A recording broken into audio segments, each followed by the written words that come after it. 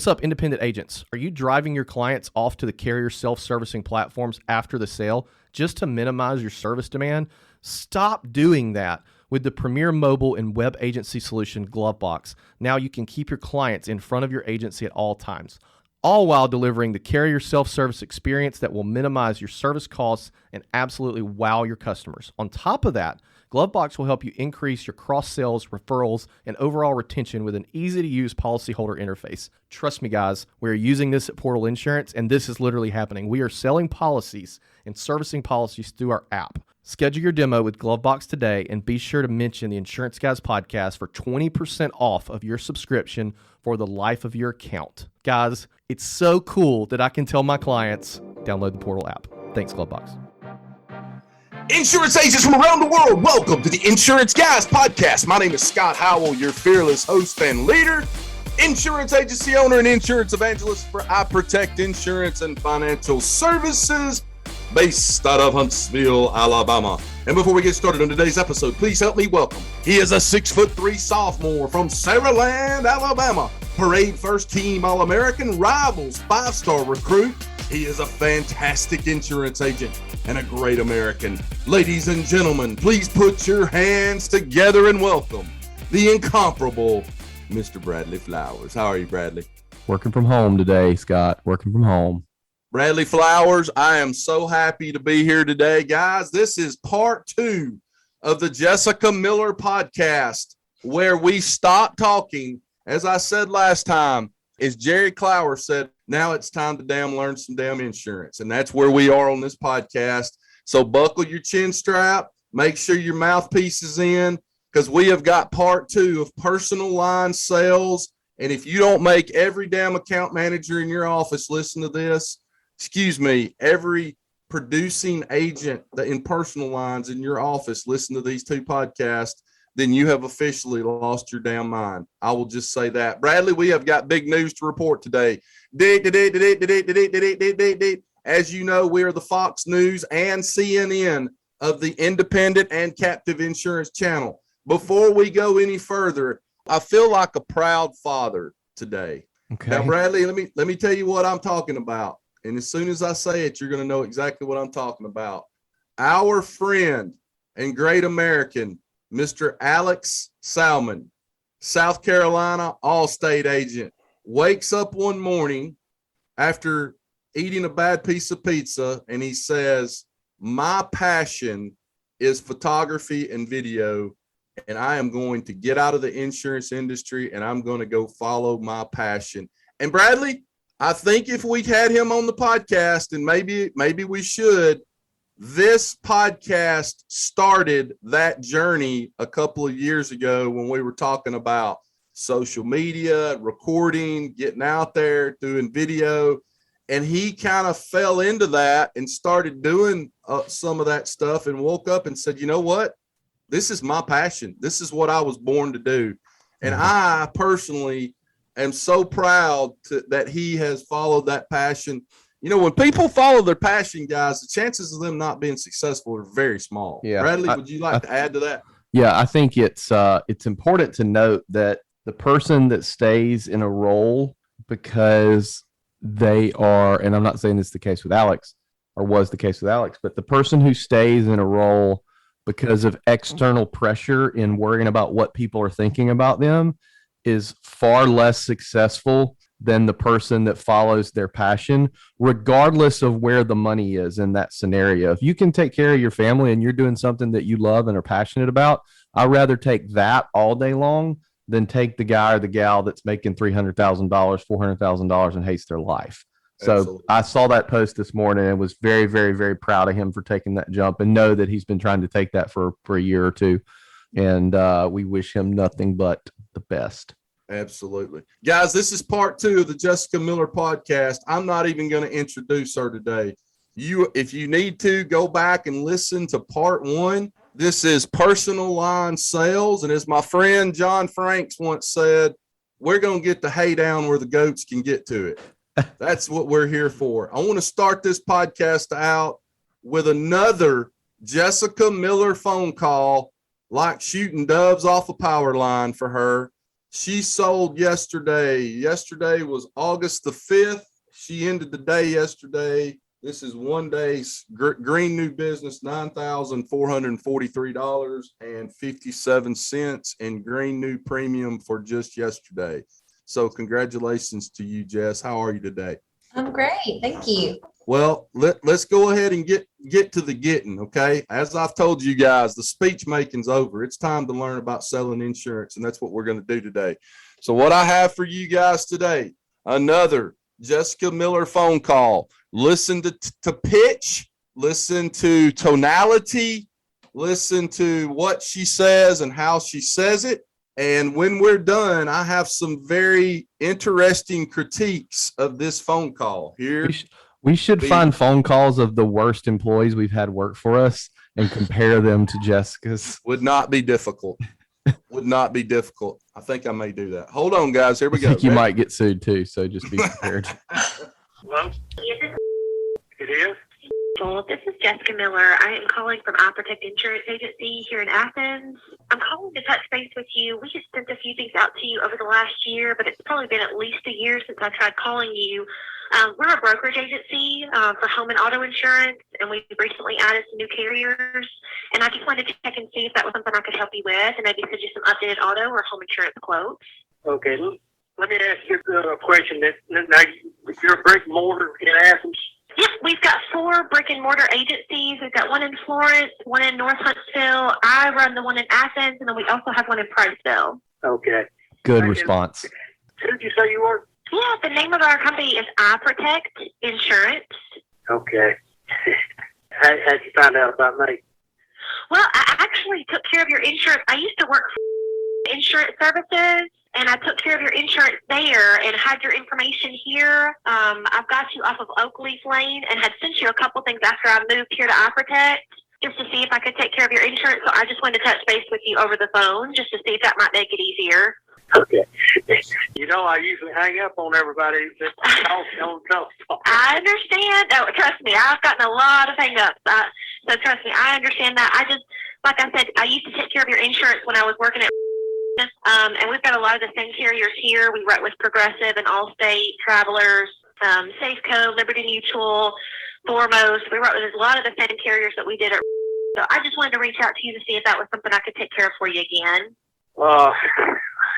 Absolutely. I'm at work, and I'm going to be working for the next 48 hours. Oh, bless your heart. Okay. Well, you tell me when's a better time to touch base with you. I don't want to bug you while you're working or get you in trouble or anything. Maybe Monday.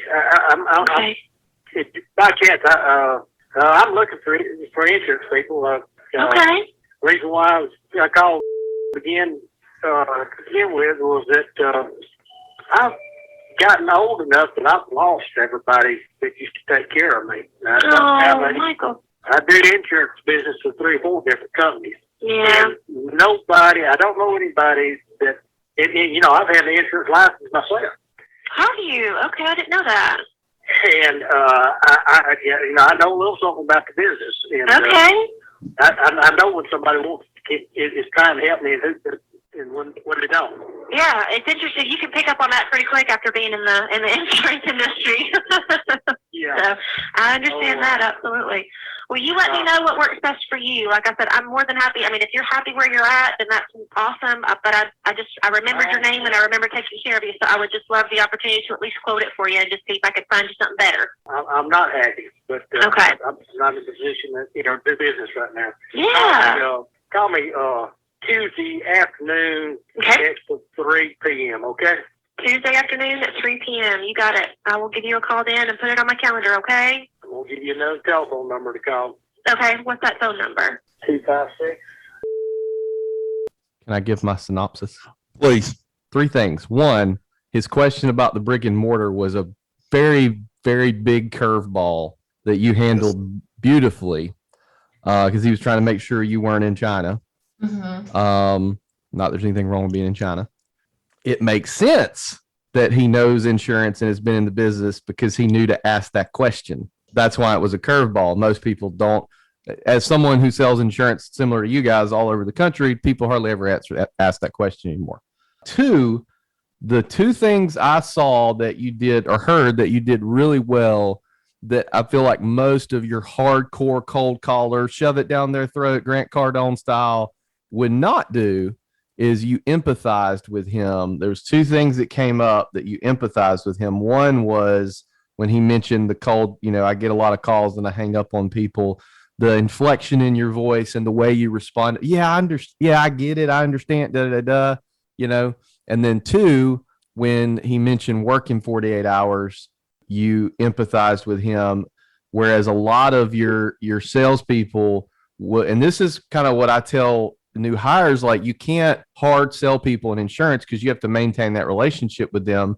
Where most salespeople, I think, would have gone wrong in that scenario is they would have said, okay, well, look, it's only going to take 5 minutes, get it set up right now. We'll do it real quick. And then you can go back to work and we don't have to call you back in 2 days. And that's a bad way to start a relationship. So those are the things I thought you did well. So here's the first thing that I noticed, and it's one of the reasons why I wanted to have part 2 of insurance sales personal line style. The first thing I noticed, Bradley, and this is something that I've been working on myself, and I'm trying to break this habit, and I'm going to encourage every single personal lines agent out there to stop doing this. And I brought this up to Jess as soon as I heard this phone call. Jessica has somehow trained herself to stop asking the question, how are you today?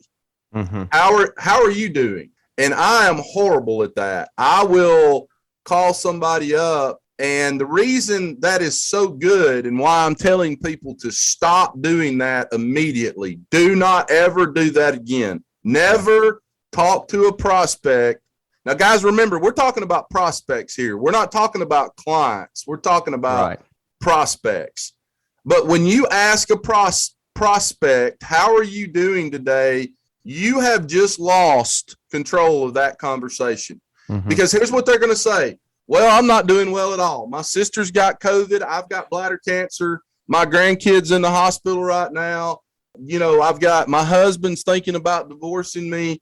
And by the time they get through telling me all the reasons they're not doing well today, Bradley, I don't even remember why I called them. They say, well, why'd you call me? And I'm like, hell, I don't remember after hearing about all that. I don't know why I called you. Yeah. And I will tell each and every person out there, again, we're talking about prospects. We're not talking about clients. You have got to stop asking, how are you?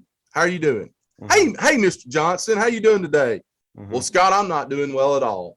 I'm not doing well at all. My wife's in the hospital with COVID right now. What do you need? She did a fantastic job of that. That was one of the reasons why I wanted to have part 2 of this podcast. So I said something a few weeks ago on our GloveBox podcast about having confidence, not having that servant mentality. Again, guys, I'm talking about prospects. We need to have the servant mentality once they become a client. But I'm telling you right now, if you're calling prospects want to hear confidence. Prospects want to hear this person knows their shit. This is somebody that I need to call back. That's what they want to hear. When we get into the servant mentality of sales is once they now become a client, and we need to have that servant mentality. We need to ask them how they're doing. Miss Johnson, how you doing today? Tell me about you. But that's when we got their business. That's when we've already got them. Right. Jess, would you like to add to any of this? This is your show. We're just running it. No, I don't really. I appreciate all the comments. I do remember that phone call very well. It was just recently, obviously, but he's a client that I did have prior to coming to Iprotect. But I also feel like, to your point, I think it's just out of habit. I think it's just part of an easy conversation that you call somebody and say, hey, how are you today? And it'll eventually come to that if you're having the right conversation, if you approach it the right way. And like you said, coming in with confidence, but also just being assertive enough that you maintain control of that conversation with the potential client. I think that they can sense that in your voice without you coming across as lazy. I just think that it's good to just come across just, hey, I care enough, but I'm here to talk to you about business, and then we can get into the personal stuff once I explain myself and tell you why I'm calling, and we can have that conversation. Well, then also too, if you get someone who's really, really busy and you waste their time with, hey, how are you doing today? Or what are you working on? Or what are you struggling with most in your business? A quote I've heard one time is anybody that doesn't have time has money. Right. Yeah. Correct. And that's a really good indication. If somebody doesn't have the time to sit there and have a conversation with you, they're probably someone you actually want to have as a client. So I think by skipping that, you lend yourself to some good conversations with those people as well. Not that I'm an expert on any of this. I wasn't trying to say I was a few seconds ago. That was just my interpretation of the things you did right. Yeah. So- No, I appreciate that. So Jess does a great job of disarming prospects. That's a little of what you heard right there was a disarming of a does. prospect. And when she gets that little Yeah, bit I of thought he was pushback, she's not receptive to that pushback. Right. Like most people, when they get that little bit of pushback, they would just wilt like a flower in the summertime. That sounds like Scott Howell said. Well, I think to that point, yeah, I think that's and that's not something that I learned overnight. I've been doing this 13, 14 years. Because your initial response is just to cave and say, okay, well, thank you for your time and move on. But you really have to, and again, it comes back to what Scott said about just maintaining your confidence while you're calling, explain yourself. Don't feel like you have to be rushed. Don't let them navigate that conversation and feel like you have to rush through it and hang up. Just relax, take your time and explain yourself. And that usually works in your favor. Chris Voss says that he is what was the lead negotiator for the FBI for hostage negotiation. He wrote the book, Never Split the Difference. And he talks about once you get on the phone with whoever the negotiator is on the other side of the hostage situation, the very first thing you have to do is try to slow your heart rate down. Slow your heart rate down, enable yourself to think as you're talking and asking questions and saying what he has scripted. And we're going to talk about that in just a minute. So here's a couple of things I want to tell you guys. This is for all the associate agents out there that are writing personal lines insurance. The very first question that you need to ask a prospect. Now, there's two iterations of this question, right? There's two iterations. First one, somebody is calling the office. We haven't cold called them. They're just calling in. They're just calling in to get a quote on insurance. Very first question needs to be, why are you calling us today? What has you calling us today? It needs to be done in a way that's not off-putting. It doesn't need to be, why are you calling us today? That's not the tone and the pitch that you want to use. It's, Mr. Johnson, what can we do for you today? Why are you calling us today? It needs to be more of that tone and pitch, but then you need to shut the hell up and listen to what they're about to say next. Don't say anything else. If it is a cold call, return, Jessica gets 30% callback rate on her cold calls. So it's somebody that's calling you back. Hey, Jessica, this is Samantha. You left me a voicemail on my phone. Well, Samantha, thank you so much for calling us.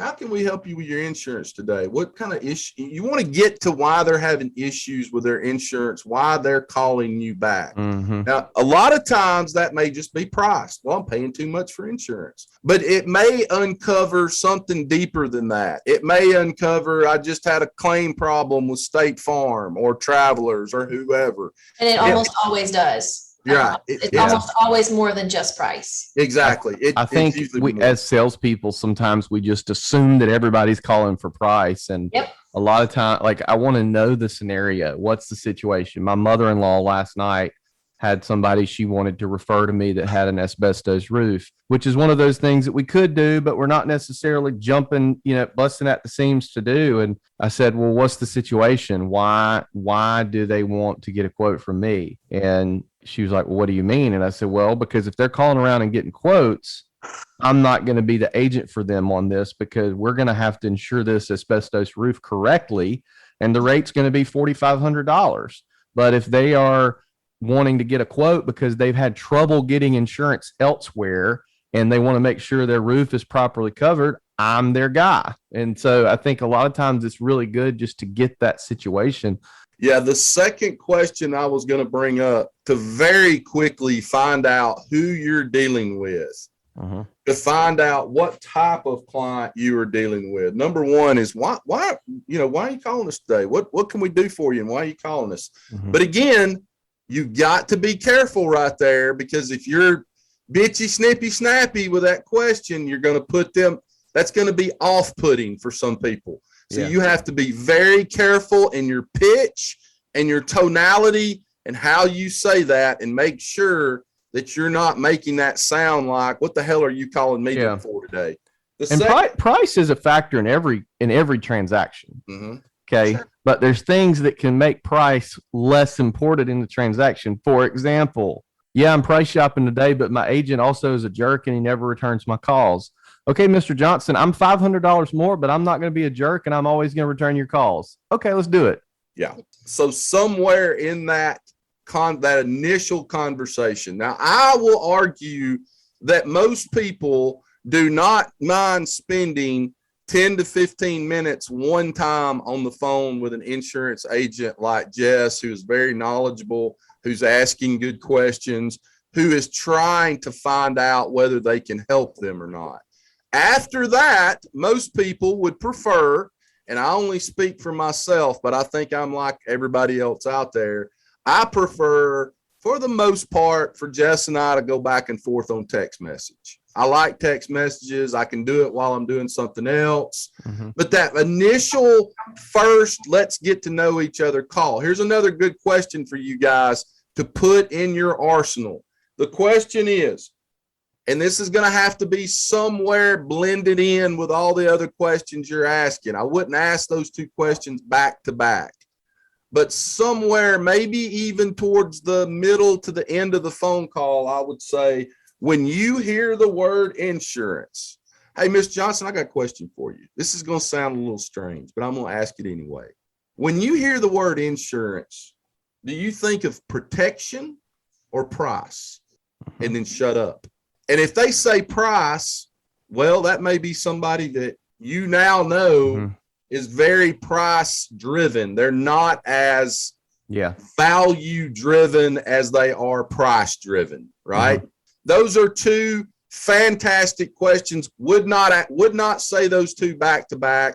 I would blend that second question about, and remember, guys, I always say the word protection first. There's a reason psychologically that we're going to say the word protection first.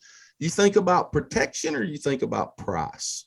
Blend that in somewhere else in the conversation. Third question. Third thing I would say, this goes to disarming prospects. Again, guys, we're talking about prospects. We are not talking about clients right now. That's another conversation for another day.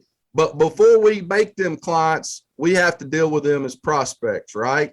So here it is. They say they're just looking. Well, I'm just looking. We've all heard it 1,000 times. I'm just looking. I'm just looking around. So one way to disarm a prospect is if they start asking about prices, or you know, just in the middle of the conversation.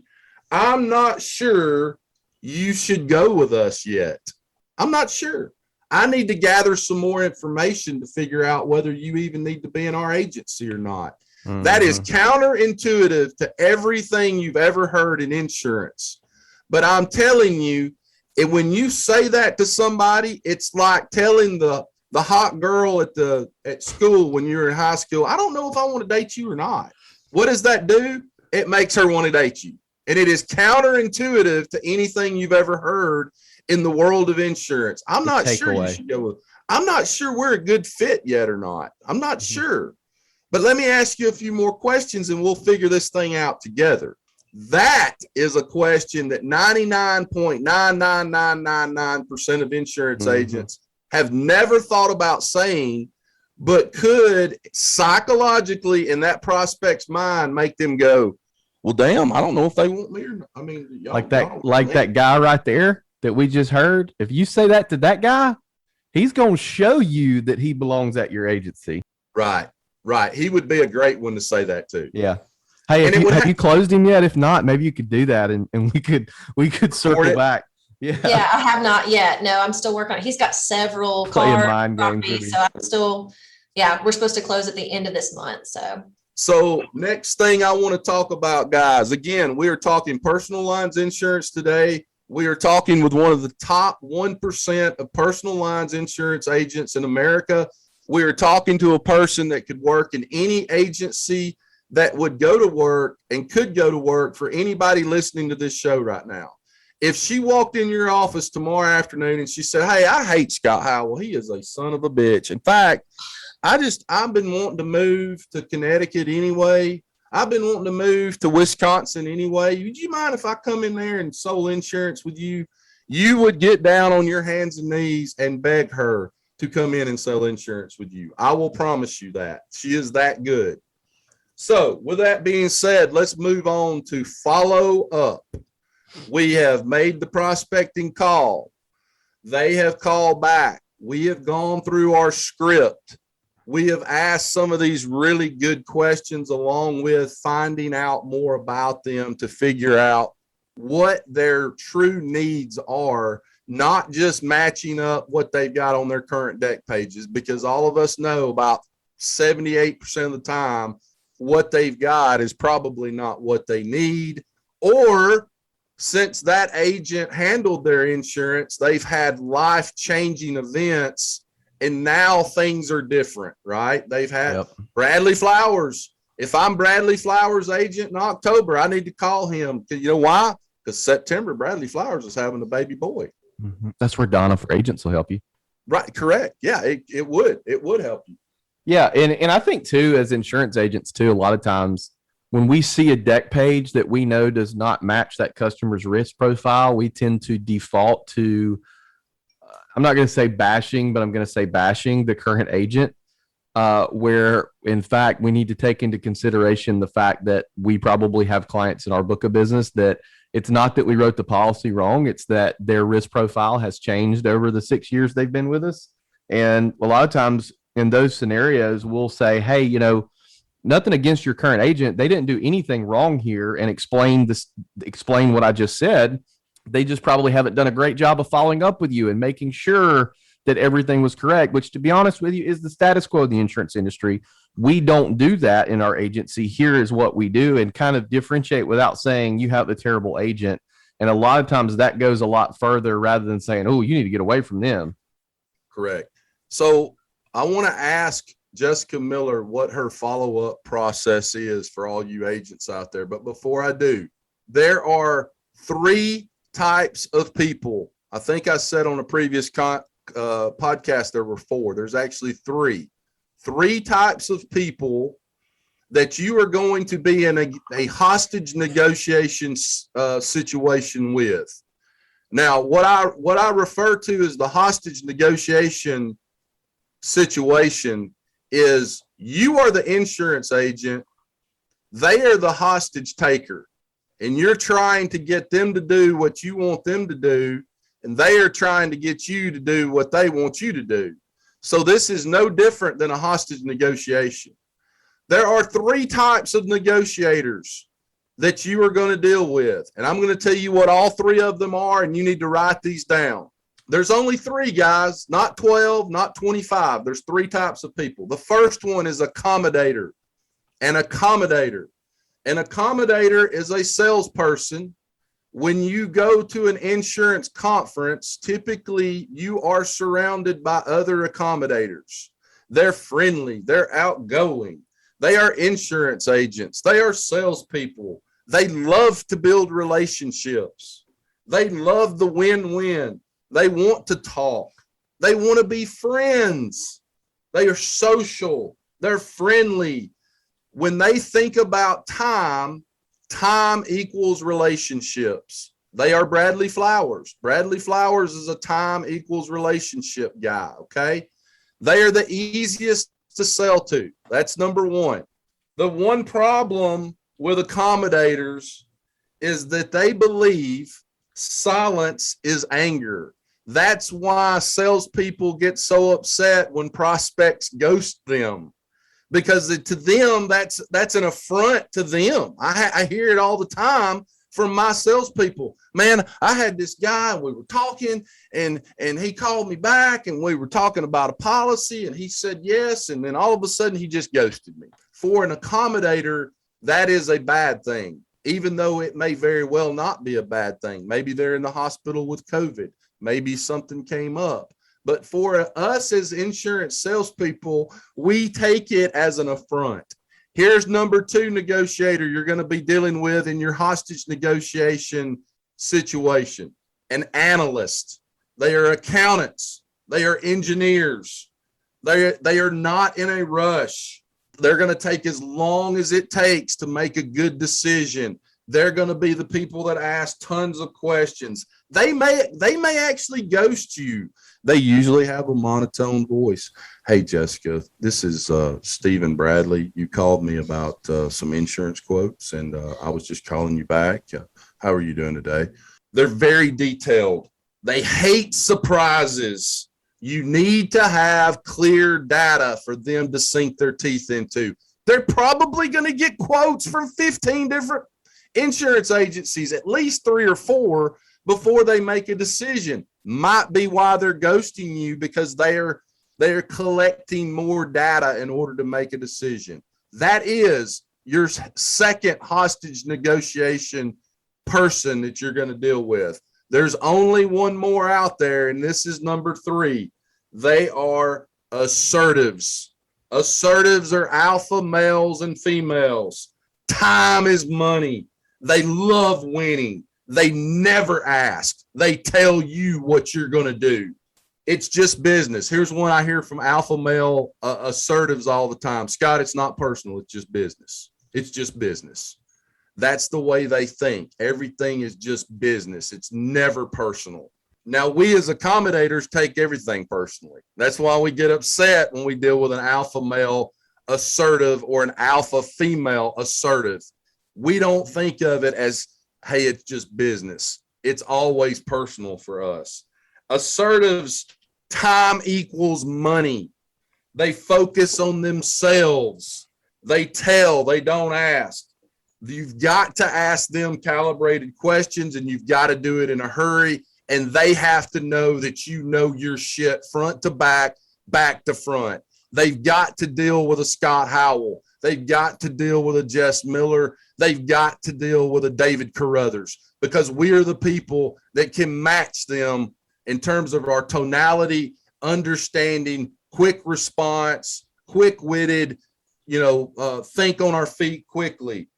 The people that I'm talking about right now, when you start hearing them say things like, that's right, when you start hearing them say things like, exactly, that's right, you got it, you understand what I need, blah, blah. When you start hearing those things, you're about to close a sale, ladies and gentlemen. So those are the 3 types: the accommodator, the analyst, the assertive. Accommodators, time equals relationships. Analysts, time equals preparation. Assertives, time equals money. They're not going to have time to screw with you. Just get me what I want. Boom, let's do this, and game's over. Now, with that being said, guys, I want to ask Jessica Miller, follow up. What is your process? When it comes to following up with clients, I really try to let them drive a lot of that. I'm more of an accommodator. I think a lot of that, when it comes to accommodator, analyst, assertive, I think you really, as a good agent, you have to be flexible, because you're dealing with people, different people every day. So you're going to have people that you need to be an accommodator for. You're going to have people that you need to be assertive for. So I really try to let them drive that. I really do try to let the client do the talking. Let them tell you what they need. When is a good time for me to follow up with you? Because if they say Friday at 3:00 and I call them at Friday at 3:00 and they're not available, then it's on them. They're telling me when to call them.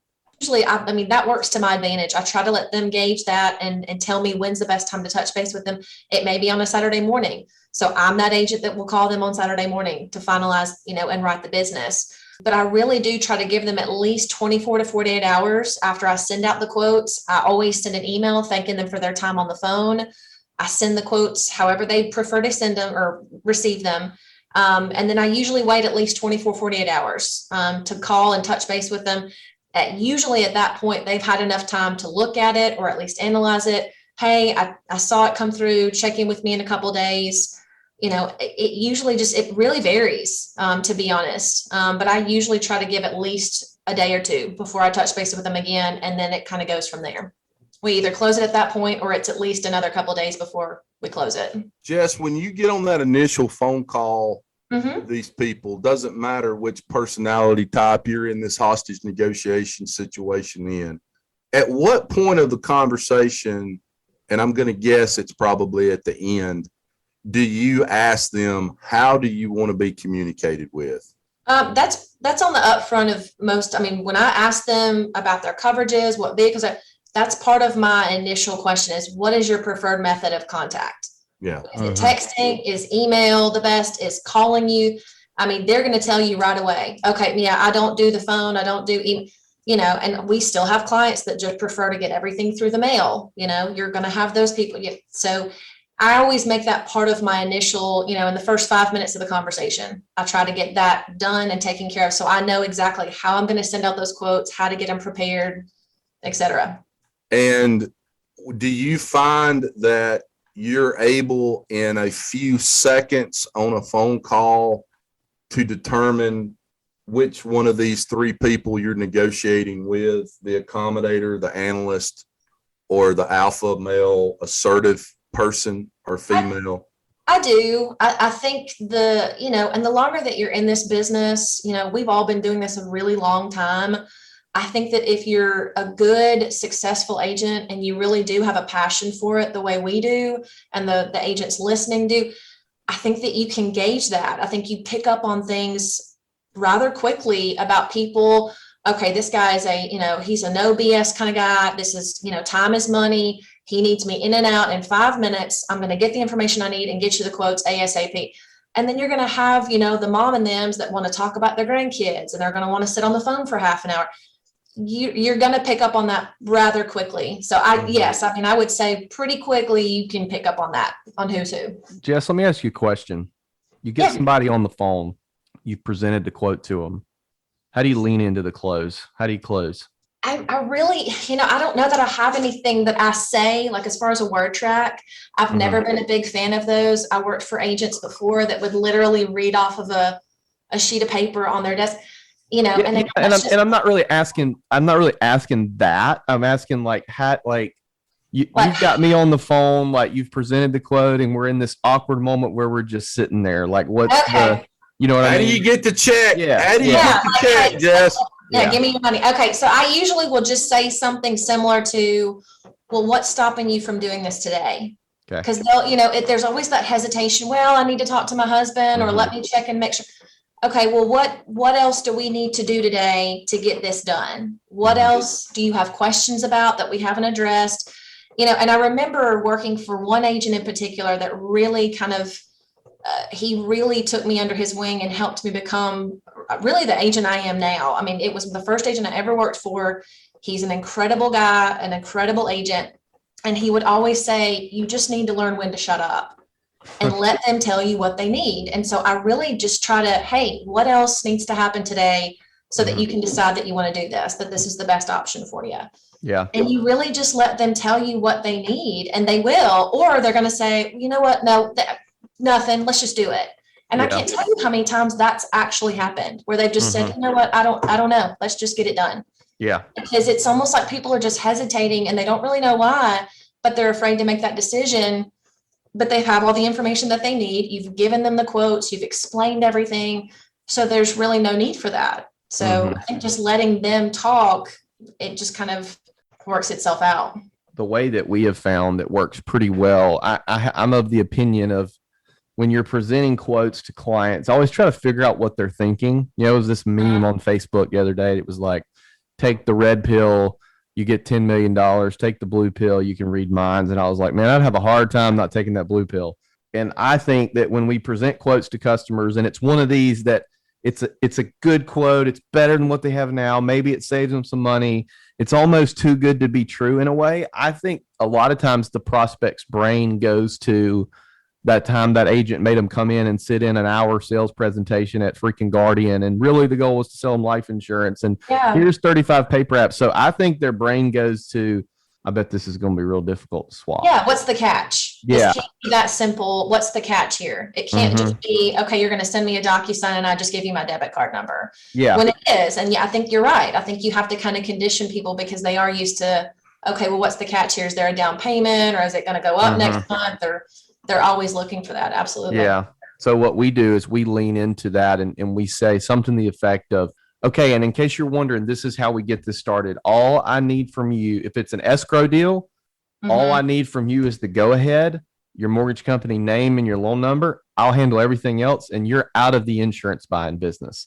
I say that line, you're out of the insurance buying business. And they're like, damn, that sounds really good. Or we'll say, hey, look, all I need from you is the go ahead. I need a credit or debit card, and I'll get a down payment of this amount. Like, line it out. We need this, we need this, we need this, we need this, and you're done.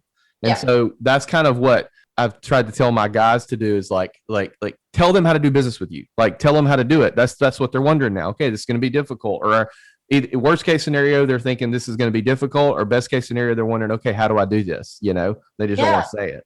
Yeah, I think a lot of more people think that it's more difficult than they realize. I think that we all are used to that. Well, okay, well, am I going to have to call my other agent and cancel my policies? Are you going to do that? Or what do I need to do? We'll handle that. Yeah, I think that there's this idea in people's heads, because I can't tell you how many times I've had people say, well, this was a lot easier than I thought it was going to be. Because I think that's why people say, oh, I'll wait till my renewal. I don't want to do that now, because they think it's this huge hassle. So I think that's a good point of just laying it out there and saying, hey, this is how it needs to be done. But yeah, I just try to keep it simple, stupid is my motto when it comes to that kind of stuff. Hey, Bradley, you just said something I want to touch on that I think a lot of agents may not be implementing in their agency enough. Okay. One of the biggest objections, and folks, listen to what I'm saying right now. Write this shit down. Objections are a lack of confidence. Okay. There is something that they are not confident about, especially if you take price out of the equation. Now, sometimes the objection is just price, where they're paying $875 and you're $1,500. Now, you know, if that's going to be the case, and that's, you know, if you're limited on the products that you have to sell, and that may ultimately be your demise in terms of this hostage negotiation. But if outside of price, especially times when I hear agents on like Insurance Soup talking about how, man, I was $890 cheaper than what they're paying, and they still didn't go with me. Well, there's something there that they're not confident about. And one of the biggest things that I noticed when I was selling insurance every day that personal lines prospects had the hardest time with was that situation that Bradley just mentioned, where they wanted to come with you. They liked the price. They love you. You've explained everything.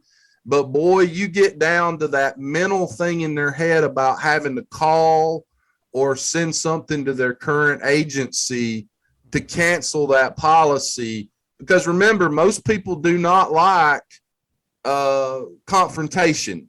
And in their mind, they're thinking, well, my God, if I go with this person, I gotta call John Stevens Allstate agency and talk to John about why I canceled this policy. I don't want to do that. You've got to really make that part of this easy for them. The easier you can make that, and you need to talk about that, guys. You need to talk about, Bradley, you said it. We'll take care of that for you. I'm not so sure I wouldn't bring that up maybe earlier in the conversation than people do, because I'm telling you, that is something from a prospect's mind that they are really dreading. Bradley, would you like to add to that? Yeah, no, I agree. And I think that a lot of agents get these faxed or emailed cancellations from other agents and they get offended. I kind of look at it the same way as we talked about last week at a conference Scott and I spoke at about, you know, some of these real estate companies selling insurance now. Don't take offense to that. That's not them trying to make an extra dollar. It's not the other agent who sends you the cancellation trying to steal a policy from you. They're trying to control the process. I think everybody listening to this, regardless of whether you sell commercial, personal, captive, independent, Medicare, health insurance, life insurance, if you're replacing someone's policy, you need to control the process. And it's part of you onboarding that customer, at least offering to cancel their current insurance, air quotes, cancel. Obviously, somebody else has to do that. Get a cancellation form signed, fax to the current agent, and then send email proof to the prospect This is how you prevent it from blowing back up in your face. Okay. Send email proof to the prospect that you sent this cancellation to their agent. And here is why. They are on bank draft. The other agent, their employee is getting paid $9 an hour and does not give a flying flip if it's canceled or not. They ball it up and throw it away, or special file it, as we called it when I was at Alpha. Deleted it. They special filed it. And guess what? Their draft comes out next month. Guess who they're mad at? They're not mad at their incumbent agent. They're mad at the guy or the gal at Iprotect that told them they were going to cancel their policy for them. So you send them proof that you canceled this, along with the line of, hey, Mr. and Miss Jones, here's proof that I've sent this cancellation. There's a really, really good chance that they're going to call you. There's also a really, really good chance that we may need to follow up on this. Now, a part B to that, if it is a carrier that you have in your agency, get the client to sign a BOR, and immediately after that, get the client to sign a cancellation. Send the BOR in, send the cancellation in. Control the process as much as you humanly possibly can without doing anything illegal or manipulative. Can you send the cancellation form signed by the client as if it's from the client, right? The signed cancellation forms got the policies on it, to whom it may concern. Dear XYZ carrier, please cancel policy number 4725397 on June the 13th, 2021. Can you not bypass the agency, the other agency, and send that directly to the carrier to get cancellation? You probably can. I think it would just depend on the carrier and their processes. Probably what they're going to do is they're going to take that when they get it and send it back to the agent and say, hey, call your client.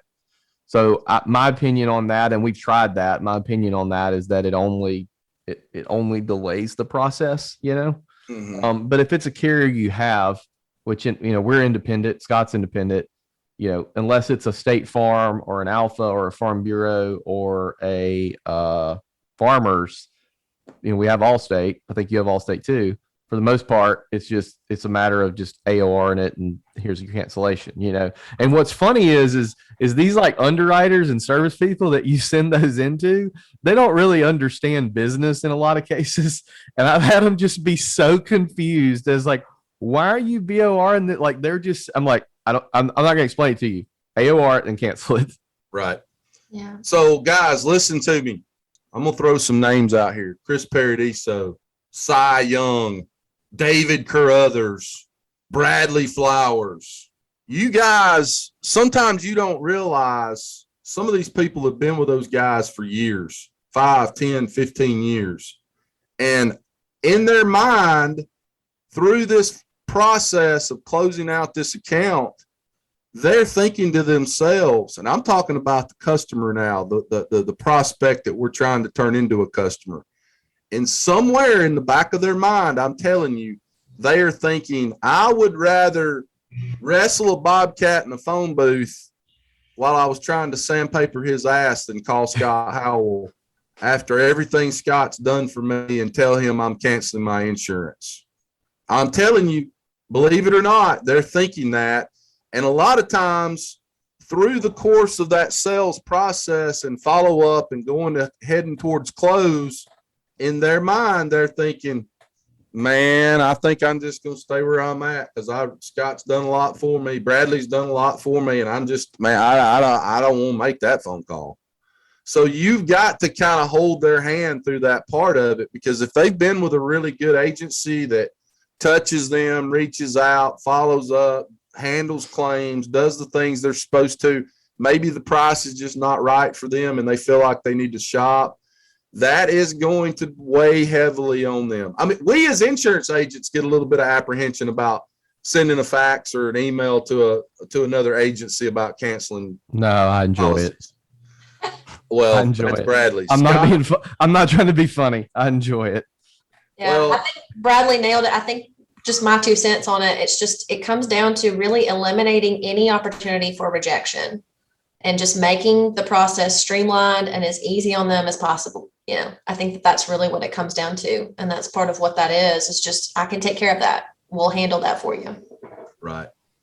Next thing I want to talk about briefly, guys, before we get off this podcast today, following up questions when you've been ghosted, following up questions when somebody's not getting back to you in a timely fashion. First thing you need to do, not make assumptions that just because they haven't followed up with you the way that you want them to follow up with you, that you're out of the picture. That's not necessarily the case. So here's 3 statements you can make via email, via text message. These are collaborated questions that will help you with your follow-up. Number 1, I'm following up to see if this makes sense. I'm following up to see if this makes sense. Number 2 is the game changer statement.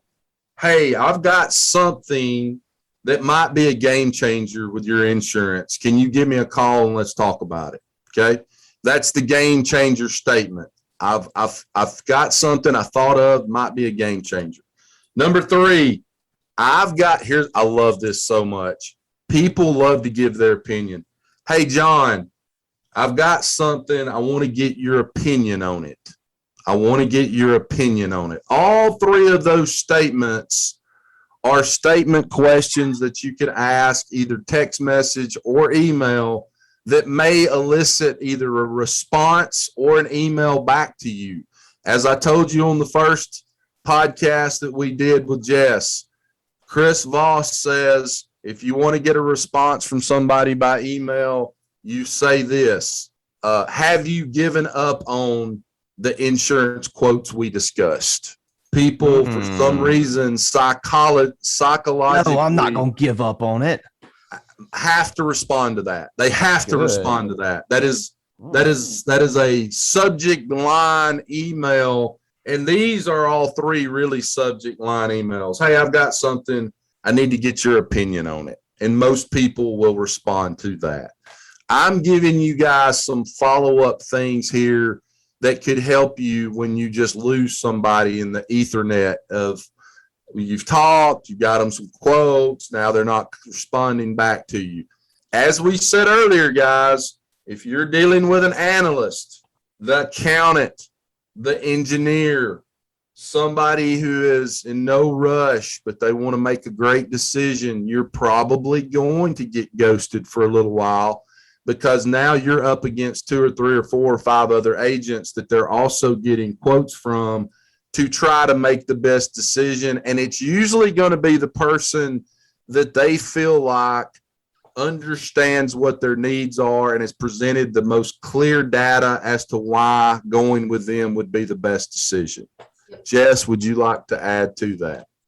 I don't have anything to add to that. I completely agree. I think it really just comes down to reading them and reading what they need. And yeah, I mean, you nailed it on the head.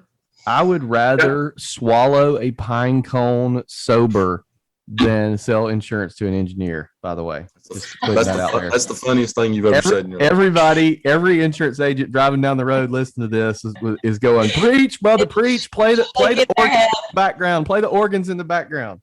Yeah. Yeah, and I'll tell you something, the 3 personality types that you're going to be in a hostage negotiation with, i.e. selling insurance to, you can actually go listen to the Insurance Guys podcast when we have guests on for the 180 some odd episodes we've done, and you can tell who's an accommodator, who's an analyst, and who's a assertive based on their tonality, the way they talk, the things they say. You know, Bradley has a few times gotten people on the podcast that are analysts. You know, they talk really slow. Hey, Bradley. Insurance agents from around the world. I like how he says Bradley. From Denver, Colorado. Please welcome John Stevens. John, how you doing today? Hey, Scott and Bradley. I'm doing great. How are you today? So good. It's so good to be on the podcast with you today. I really appreciate you guys having me on today. Well, that's an analyst, right? That's somebody that's going to take their time. That's going to be somebody that's going to take their time in making decisions, and they're going to make very good decisions. And usually they talk like this, and they will ask tons of good questions, and they'll say things like, you know, do you have any data that could back that up? I'll tell you the best thing to do with those people is after you speak to them and while you're in that process of developing their quotes, in addition to their quotes, if you can provide added value in the form of news articles or JD Power's top 20 homeowners insurance carriers for 2020, they're going to love it. They're going to say, man, this person's giving me data, helping me understand how to make a good decision here. Those are the types of things that are really going to blow their bell bottoms up. Get ready for that. Well, it's like I saw an agent the other day. I think it was an insurance suit that was selling a life insurance policy to someone and was competing against, no, that actually wasn't an insurance suit. It was somebody telling me this, selling a life insurance policy and competing against another company. And the other company came back cheaper. And he was like, how would you handle this situation? I said, well, the first thing I would do is I would cast out to the underwriting of the other company. It was like $20 a month cheaper, which if you think about how long you're going to have to pay for a life insurance policy, that's a lot of money. And the other company came back cheaper. And I said, I would question the underwriting. Hey, did they put down that you're a smoker? Did they do this? Did they do this? You know, a lot of these companies, they're going to come in and they're going to say you're in perfect health and then hit you after underwriting. And you're like, well, shit, I've already been through this process. I might as well stick to, you know, keep this company because I don't want to go through this again with somebody else. There's that response. And the other one is you beat them with data and you pull up financial. Wow, I said that really wrong. Financial data from that company and you pull up financial data from the company that you're selling. And you hang your hat on, hey, the most important thing when you're buying a life insurance policy is the strength of the company, not the price. And the reason their price is $20 cheaper is because it looks like they're willing to take those risks, isn't it, Johnny? You know, so I think winning with data is super important. Absolutely, especially with an analyst. Yeah. You know, if you're in a hostage negotiation with an analyst, buddy, you better have your data locked in and be talking, you know, clear data that can show them why they're making a good decision. Guys, before we get off this podcast today, I want to challenge each and every one of you associate agents that are listening to this today, principal agents that are still writing business every day. Andy Frisella has what is called the 75 hard. If you don't know what that is, go look it up on Google. 75 days, 1 gallon of water a day, 2 exercise regimens for 45 minutes. You have to go on 1 diet and stick with it every day for 75 days. If you break one of the things on the 75 hard for Andy Frisella, you would go, it's just like the game Candyland. You go all the way back to the start. Here's my challenge to you today. Let's do the 75 insurance hard. Bradley Flowers, here is the 75 insurance hard. First thing are we going to cancel on it twice like Andy Frisella did to us? No, we are not. No, we are not. I couldn't help it. So I know. So first thing you're going to do, script out your voicemail that you're going to leave prospects, and you're going to practice your tonality and your pitch. Remember what we said in the first podcast. What does Jess sound like? She sounds confident. She sounds like she knows her shit. She sounds like someone that you need to call back. As I told Bradley on that first show, she sounds like that nurse that has your test results that you need to call back. And so when people hear her, they think to themselves, I need to call her back. She's somebody I need to talk to. The second thing you're going to do, you're going to script out how to answer callbacks and have a pre-scripted answer to questions. The most commonly asked questions, you want to pre-script some of those things. If you've been doing this for 15 years, maybe you don't need to. I don't know. Maybe you want to try some different things that we talked about today and see if they work. Just write some of those things down and try them for 75 days. Third thing, and the most important thing, for 75 days, you're going to call 35 prospects a day on a phone, not passive, not freaking postcards. And that's not that billboards. many. That's very doable. Jess, how long did it take you to call 35 a day? Because you know you're leaving about 32 voicemails. How many is that? Yeah, I mean, I leave a lot of voicemails, but I try to split it up. I don't do it all at once. But I usually, I mean, if I were to do it all together, which sometimes I do, but it only it takes less than an hour, honestly. Less than an hour. 35 calls, because I get the information. If I get somebody on the phone that wants to give me their information, we run a quote for them. Then I'll take that and I'll just keep making 5 phone calls. And then once I'm done with my 35 I move on and start quoting them. But a lot of voicemails being left, I mean, it really doesn't take very long. No. 35 calls a day for 75 business days is 2,625 phone calls. Here's the next step, guys. If you're not getting a 30% callback ratio, you need to tweak your voicemail tone, your voicemail pitch. You need to do something. Go back and listen to Jess on the first podcast that we did on this. Try to match her tonality, her confidence level, her excitement level. Try to match that when you make these phone calls. Mm-hmm. Do not call and start umming and anding. If you do, I'm gonna kick your damn ass. Do not start umming and anding. I don't want to hear a bunch of ums and ands when you're leaving voicemails. This is a confident, I know my shit voicemail. Everybody understand that, right? Okay, good. Next thing we're going to do, we're going to track our callback response. We're going to tweak our message. We're going to make 35 calls a day for 75 days. Don't ask, how are you, when you get that call back. 75 days, leave off the how are you today? How are you? How's it going? How's everything? Don't do it. You're going to want to do it. I know I want to do it. You can do it with clients. If you've already got their business, hey, Miss Jones, how you doing today? Man, I've been missing talking to you. I'm glad you called me. I was just thinking about you. Do not do that with prospects, ladies and gentlemen. Don't freaking do it. Next thing, tweak scripts if you're not closing at least 45% of your callbacks. So you're getting 100 calls, 30% callback would be somewhere 20 to 30 calls you're getting back. If you're not closing 45% of that business, you're going to need to tweak something. There's something you're doing wrong as an independent agent.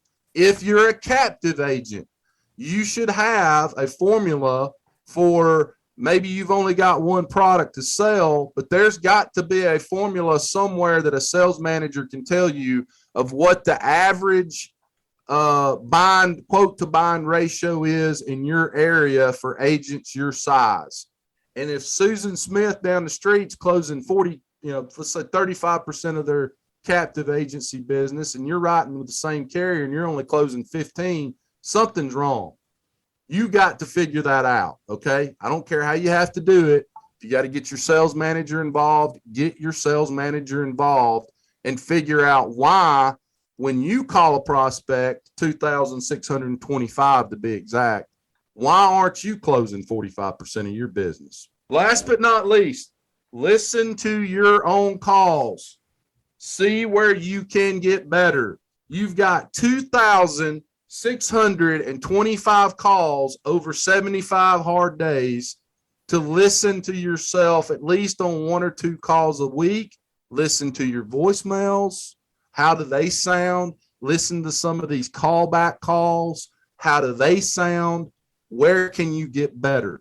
If you will do all of that, and I forgot to mention, your scripting of your voicemail tone and pitch should be taking you somewhere between 35, 40 minutes to do that one time, and then tweak as necessary.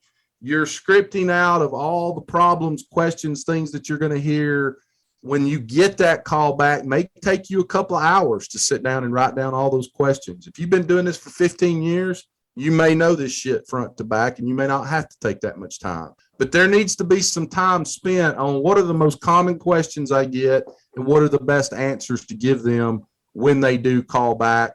How am I going to follow up? All of those things.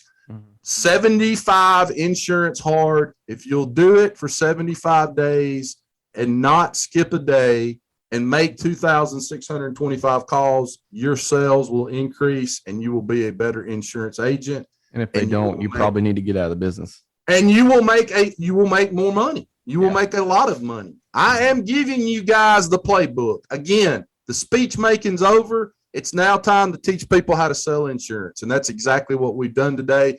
Mm-hmm. Jess, leave us with something today. What you got for them? I love all of what you just said. I was just going to add on to that. I mean, we are creatures of habit. So if what you're doing and when you're calling these people and you're not getting that return that you want, change what you're saying. You can't expect to do the same thing and get the same, or get different results. You've got to change it up. And it's taken me my entire career to figure out where my sweet spot is and how I need to sound on the phone and what I need to say and when I need to shut up and let them talk.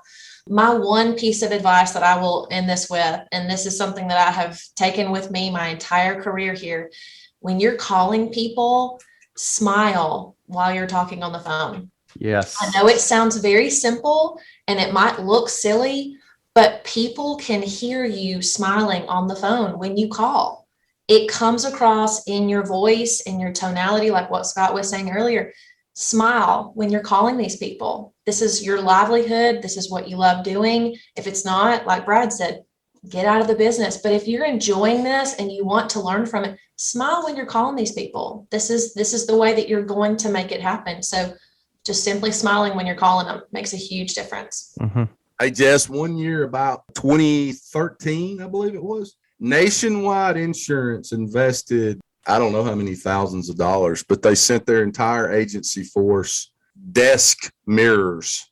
It was a flat mirror and it had kind of a curve down at the bottom that flattened out on the desk. And you sounds like the most Mike Stromso thing I've ever heard. I know, right? Yeah, it is. That is the most Mike Stromso thing ever. And you could set it on your desk. And the purpose was to do exactly what you just said. When you're calling prospects, you look at yourself and make sure you're smiling when you call them. Like I'm smiling right now, and my tone when I smile is so much different than when I'm sitting here talking like this. Now I've got my business Scott voice on and I sound like I'm pissed off. And hey, how you doing, Miss Jones? It's good to hear from you today. So though that is a unbelievably great point to end this show on today. Guys, I'm here for one reason and one reason only. Because when I'm 68 years old, one day one of you son bitches is going to pull up in my driveway and hand me a check for $1 million and say, Scott, I just sold my agency for $100 million and I did it because you showed me how to do it. And that's what I'm here for. That's it right there, guys. That's the end game.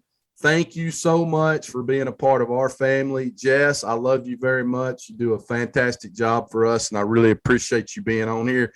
Now, here's my next challenge, Bradley Flowers. The next time we do this, in the not-too-distant future, is going to be with David Carruthers, and we are going to talk about commercial insurance sales, and we're going to go through the same thing that we just went over. We're going to talk about getting to the gatekeeper.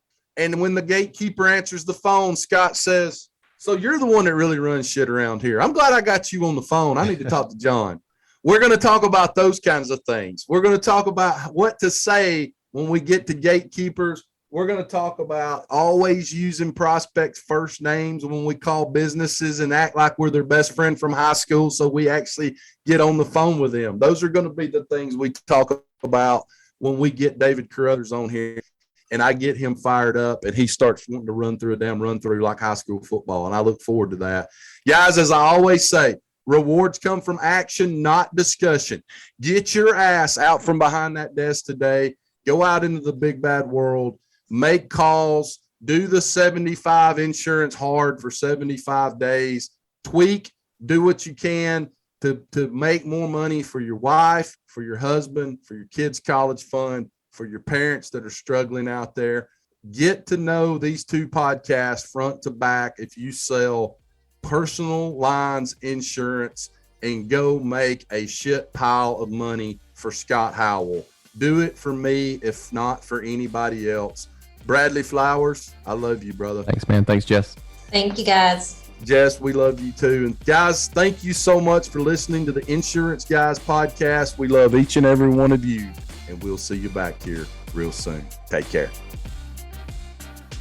Thanks for listening to the Insurance Guys podcast. If you need to know more about me or you need to get in touch with Scott, you can always reach me at theinsuranceguyonline.com or email me at scott@iprotectinsurance.com. And if you need to get in touch with Mr. Bradley Flowers, go to portalinsurance.com or email him at bradley@portalinsurance.com.